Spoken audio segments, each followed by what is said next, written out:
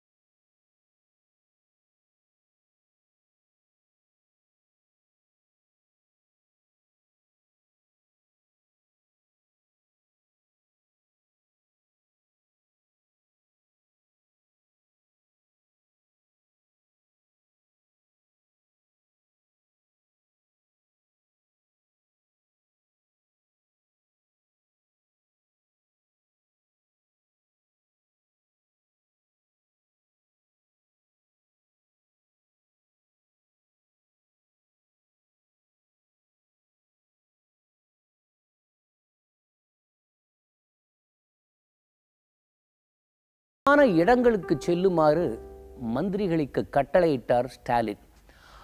அவர் மட்டும் ஊரை விட்டு வெளியேறவில்லை, தன்னுடைய மாளிகையிலே இருந்தார். இந்த சமயத்தில் ஸ்டாலினுக்கு இயற்கை கை கொடுத்தது. ரஷ்யாவில் அது மழைக்காலம். கடும் மழையை தாக்கு பிடிக்க முடியாமல் ஜெர்மனி வீரர்கள் ரொம்ப திணறினாங்க. கடும் குளிர் வேற, உணவு இல்லை, மாற்று உடைகள் இல்லை.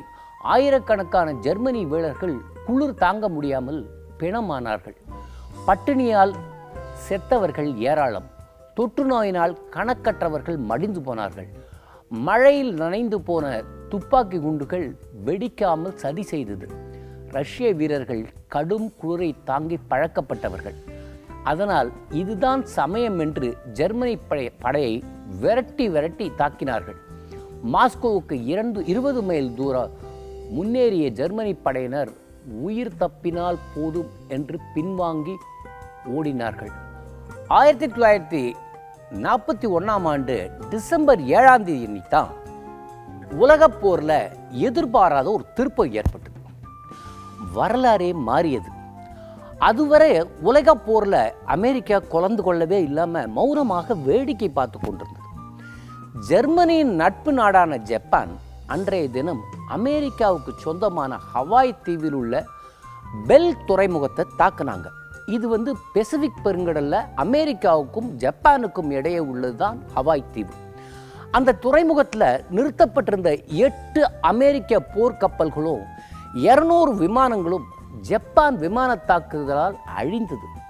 3000 அமெரிக்க வீரர்களும் கொல்லப்பட்டார்கள். இதனால் ஆத்திரமடைஞ்ச அமெரிக்கா போரில் குதிச்சது. ஜப்பான் மீதும் ஜெர்மன் மீதும் போர் பிரகடனம் செய்தார் அமெரிக்க ஜனாதிபதி ரூஸ்வெல்ட். இதன் மூலம் அமெரிக்கா, பிரிட்டன், பிரான்ஸ், ரஷ்யா ஆகிய 4 வல்லரசு நாடுகளும் ஒரே அணியில் நின்று ஜெர்மன் மீதும் ஜப்பான் மீதும் தாக்குதல் நடத்த ஆரம்பித்தாங்க. இதனால் யுத்தம் தீவிரமடைய ஆரம்பிச்சது. 1942 பிப்ரவரி 15 பிரிட்டிஷ் காலனியான சிங்கப்பூரை ஜப்பான் கைப்பற்றியது. அங்கிருந்த இங்கிலாந்து இராணுவம் ஜப்பானிய இராணுவத்திடம் சரணடைந்தது. சூரியன் அஸ்தமிக்காத ராஜ்யம் என்று புகழ் பெற்றிருந்த இங்கிலாந்து சிங்கப்பூரில் ஜப்பானிடம் சரணடைய நேரிட்டது. சிங்கப்பூருக்கும் மலேயாவுக்கும் இடையே உள்ள கடல் நீளம் ஒரே மைல் தான். சிங்கப்பூரில் இருந்த பிரிட்டிஷ் வீரர்கள் பலர் கடல்லையே நீஞ்சி மலேயாவுக்கு தப்பிச்சு போனாங்க. 54 நாள் நடந்த கடும் போருக்கு பின்னால் மலேயாவையும் ஜப்பான் கைப்பற்றியது. அங்கே இங்கிலாந்து தரப்பில் 25,000 பேர் செத்து போனாங்க. ஏராளமான ஆயுதங்களும் அழிந்தது. ஜப்பானுக்கு ஏற்பட்ட சேதம் 5,000 மட்டுமே. ஜப்பான் படைகள் பர்மாவையும், அதாவது தற்போதைய மியான்மரையும் தாக்கின. பர்மா தலைநகருக்கு 40 மைல் தூரத்தில் உள்ள பெகு என்ற நகரம் ஜப்பானியர் வசம் போயிடுச்சு. பர்மாவிலிருந்து இங்கிலாந்து இராணுவத்தினர் திறமையானவர்கள் அல்ல. எனவே அவர்களை ஜப்பானியர் எளிதாக முறியடிக்க முடிஞ்சது. தற்போதைய இந்தோனேஷியா அக்காலத்தில் டச் கிழக்கிந்திய தீவுகள் என்று அழைக்கப்பட்டது. கிழக்கிந்திய தீவுகளையும் ஜப்பான் கைப்பற்றியது. டச் போர்னியோவில் பெட்ரோல் கிணறுகள் இருந்தன. அதனால் அந்த நாட்டையும் கைப்பற்ற ஜப்பான் முடிவு செய்தது. ஜப்பானுடைய பாராசூட் படையினர் போர்னியோவுக்குள் குதிச்சு அந்த நாட்டை கைப்பற்றிட்டாங்க. கிழக்கிந்திய தீவுகளிலும் போர்னியோவிலும் இருந்த டச் படையினர் சரணடைந்தனர்.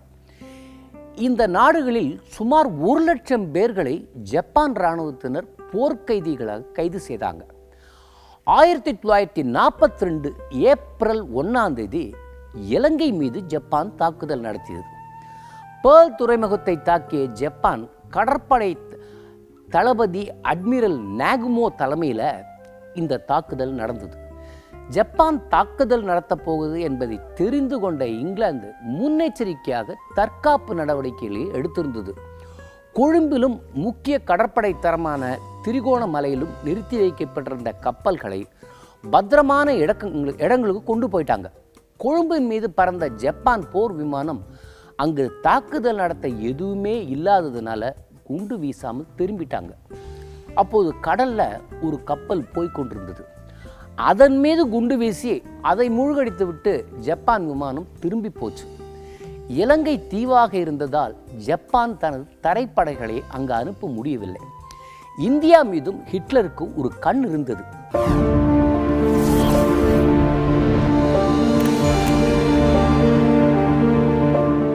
நேற்றுக்கு சினிமாவின் வளர்ச்சி குறித்து நம்ம பார்த்துக்கிட்டு இருந்தோம். மேல்நாட்டில் தயாரான ஊமை படங்கள் இந்தியாவிலும் திரையிடப்பட்டது. இந்தியாவில் ரிலீஸ் செய்யப்பட்ட முதல் திரைப்படத்தின் பெயர் இயேசுவின் வாழ்க்கை. இந்த ஊமை படம் 1896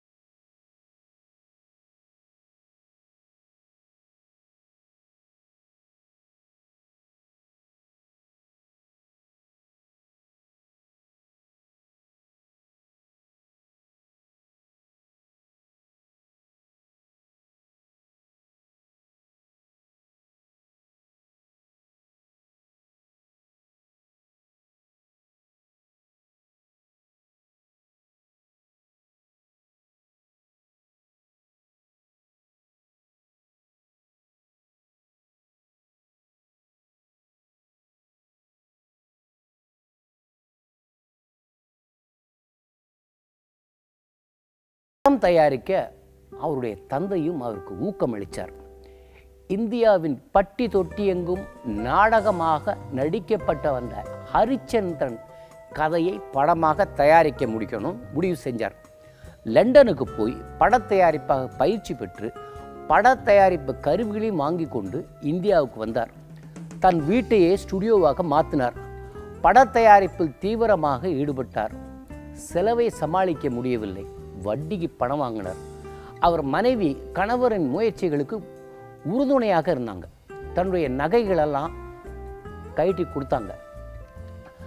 அவைகளை அடகு வைத்து படத்தை தயாரித்தார். பகலில் படப்பிடிப்பு நடக்கும், இரவில் எடிட்டிங் போன்ற பணிகளை பால்கே கவனிப்பார். சுமார் 3700 அடி நீளத்தில் ஹரிச்சந்திரா தயாராக முடிந்தது. 1913ஆம் ஆண்டு மே மாதம் 5ஆம் தேதி மும்பை கார்னேஷன் தியேட்டரில் படம் ரிலீஸ் ஆச்சு. படம் பெரிய வெற்றி பெற்றது. பஸ்மாசுர மோகினி, சாவித்திரி, லங்கா தகனம், கிருஷ்ண ஜனனம்னு வரிசையாக படங்களை எடுத்து தள்ளினார். 1914 லண்டனுக்கு போய் தனது ஹரிச்சந்திரா படத்தையும் மற்றும் சில படங்களையும் திரையிட்டு காட்டினார். லண்டன் பத்திரிகைகள் அந்த படங்களையும் பால்கேவையும் அமோகமாக பாராட்டி எழுதினாங்க. சிலர் பால்கேயை பங்குதாரராக சேர்த்து கொண்டு படம் தயாரிக்கவும் ஆசைப்பட்டாங்க. ஆனால் பால்கே அதுக்கெல்லாம் சம்மதிக்கலை. பட தயாரிப்பு கருவிகள் சிலவற்றை வாங்கி கொண்டு இந்தியா திரும்பினார். முதலாம் உலகப் போரின் போது படத்தொழிலில் பெரிய பாதிப்பு ஏற்பட்டது. 40 படங்களை தயாரித்த பால்கே பேசும் படங்கள் வர தொடங்கியவன் போட்டியை சமாளிக்க முடியாமல் பட தயாரிப்பை நிறுத்தினார். தன்னுடைய கடைசி காலத்தில் வறுமையில் வாடினார். 1944ஆம் ஆண்டு பிப்ரவரி 10ஆம் தேதி தனது 64வது வயதில் பால்கே மறைந்தார். இந்தியாவின் முதல் பேசும் படம் ஆலம் ஆரா. பம்பாயைச் சேர்ந்த அர்த்தேஷ் இரானி என்ற பட அதிபர் தான் இந்த படத்தை இந்தியில் தயாரித்தார். மாஸ்டர் விட்டல் கதாநாயகனாகவும் ஜூபிதா கதாநாயகியாகவும் நடித்தாங்க. 7 பாடல்கள் இடம்பெற்றிருந்தன. 1931 மார்ச் 14ஆம் தேதி பம்பாயில் உள்ள மெஜஸ்டிக் சினிமா என்ற தியேட்டரில் தான் இந்த படம் ரிலீஸ் செய்யப்பட்டது. இந்தியாவில் இந்த முதல் பேசும் படம் மகத்தான வெற்றி பெற்று வசூலை குவித்தது. இதன் காரணமாக பலர் பட தயாரிப்புக்கு வர ஆரம்பித்தாங்க. 1931 மட்டும் 23 இந்தி படங்கள் வெளியாச்சு. தமிழில் வெளியான முதல் பேசும் படம் காளிதாஸ். ஹரிச்சந்திரா படத்தின் மூலம் பால்கே அடைந்த வெற்றியை பார்த்து பட தயாரிப்பில் ஈடுபட வேண்டும் என்ற ஆர்வம் இந்தியா முழுவதும் பலருக்கு ஏற்பட்டது. இப்படி சினிமா மீது ஆர்வம் கொண்டவர்களில் ஒருவர் தான் ஆர் நடராஜ முதலியார். சென்னையைச் சேர்ந்தவர் இவர். மோட்டார் வியாபாரம் செய்து வந்தார். சென்னை கீழ்ப்பாக்கம் மில்லர்ஸ் ரோடில் ஒரு பங்களாவை வாங்கி ஸ்டுடியோவாக அதை மாற்றி அமைச்சார். இந்தியா ஃபிலிம் கம்பெனி என்ற பெயரில் பட தயாரிப்பு நிறுவனத்தையும் துவங்கினார். மகாபாரதத்திலிருந்து கீசக வதம் என்ற கதையை தேர்வு செய்து பட தயாரிப்பில் இறங்கினார். படத்தின் கேமராமேன், டைரக்டர், எடிட்டர் எல்லாமே அவர்தான். 37 நாட்களில் படம் முடிவடைந்தது. 1916ஆம் ஆண்டு ரிலீஸ் ஆனது. தென்னிந்தியாவில் தயாரிக்கப்பட்ட முதல் ஊமை திரைப்படம் இதுதான்.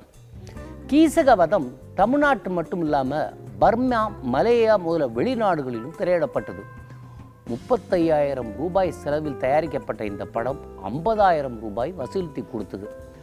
அதாவது நடராஜ முதலியாருக்கு கிடைத்த லாபம் 15,000. இது அந்த காலத்தில் மிகப்பெரிய தொகை. கீசக வதத்தை தொடர்ந்து திரௌபதி வஸ்திராபரணம் என்ற படத்தை தயாரித்தார் நடராஜ முதலியார். இதுவும் மகாபாரதத்தின் ஒரு பகுதி தான். அதாவது திரௌபதியை துச்சாதனன் துயிலுறும் காட்சியை மையமாக கொண்ட கதை தான் இந்த படம். இதில் நடித்த பெண் யார்? பெண்கள் நடிக்க வந்தாங்களா? இதை நம்ம அடுத்த நிகழ்ச்சியில் பார்ப்போம். அதுவரையில் உங்களிடமிருந்து விடைபெறுவது உங்கள் சுதாங்கன். வணக்கம்.